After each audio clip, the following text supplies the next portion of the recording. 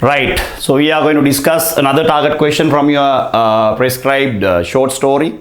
This is The Nightingale and the Rose by Oscar Wilde. So our question is,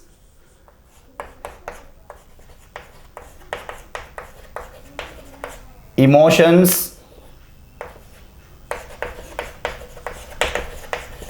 related to love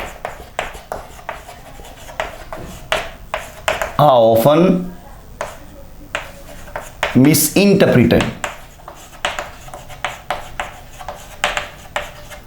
right? Emotions related to love are often misinterpreted, right? Comment on the statement with relevant examples.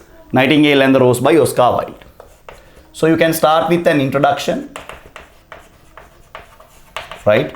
Introductory paragraph will be always subjective, but basically you have to include about the writer, right, and other books or poems written by him, right, and it is better that you can provide a small summary of the story as well.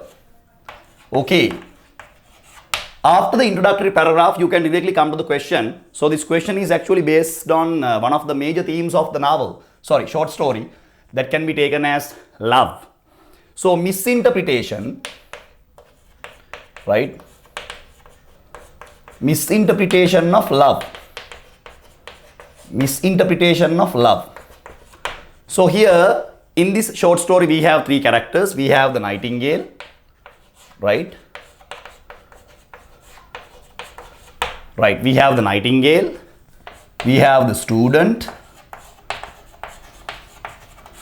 and we have the professor's daughter, right? So this interpretation I am going to show you how this interpretation, wrong interpretation about love, about emotions occurred in these characters, right? Okay, professor's daughter.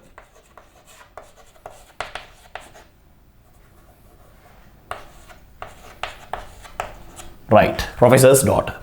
If you take Nightingale, right? Nightingale represents real love. Real love. Where the student represents conditional love. Right? And the girl represents materialistic love. Right? So this is the interpretation, right? Misinterpreted.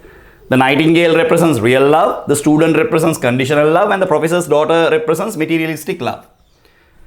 Nightingale thought, right? Nightingale thought the boy is in real love, right? That is the misinterpretation. As a result of that,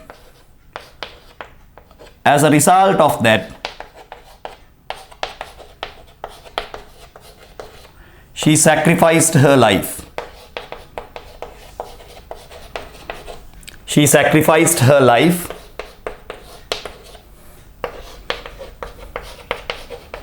for the betterment of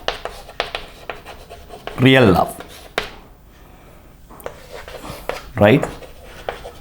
So that is the first misinterpretation. As a result of that, Nightingale died. The student, conditional love. He believed the girl will love him. He believed the girl will love him as soon as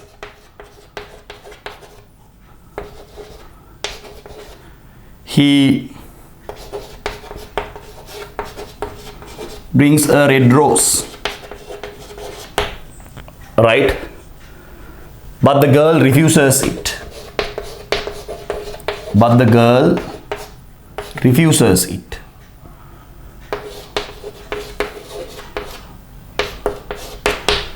Right? So that can be taken as conditional love, right? And he just wanted to have a dance. He just wanted to have a dance. He just wanted to have a dance. He never wanted to have everlasting relationship with the girl. He just wanted to have a dance. That's it, right? So that can be taken as conditional love, right? Only for one purpose, right? The boy never wanted to have everlasting relationship with the girl. On the other hand, we can see materialistic love. The girl explains about Chamberlain's nephew, right? The girl explains about Chamberlain's nephew, and she is attracted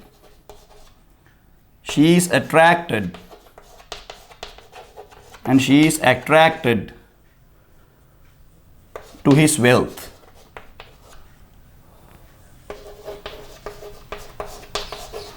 Right, that can be taken as materialistic love. So the girl never wanted to have everlasting relationship with the Chamberlain as well. So Chamberlain's nephew is giving more jewels and opals. As a result of that, she selected Chamberlain's nephew, and she did not like to have a relationship with the boy, where she explains that, who are you? You are just a boy. You don't have silver buckles on your shoes. But Chamberlain's nephew has given me opals, different types of jewelries and everything. So this is what we see as misinterpretation of love. Nightingale thought that the boy is having real love towards the professor's daughter. Because of that reason, Nightingale sacrificed its own life for the betterment of love, right? Because of that misinterpretation, Nightingale lost its life.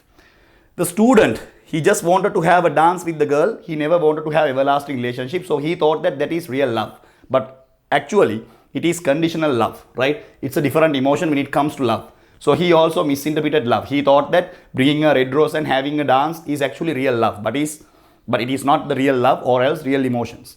On the other hand, professor's daughter selected materialism, which can be taken as one of the major ideas that Oscar Wilde tries to bring when it comes to the utilitarian society of England, industrial England.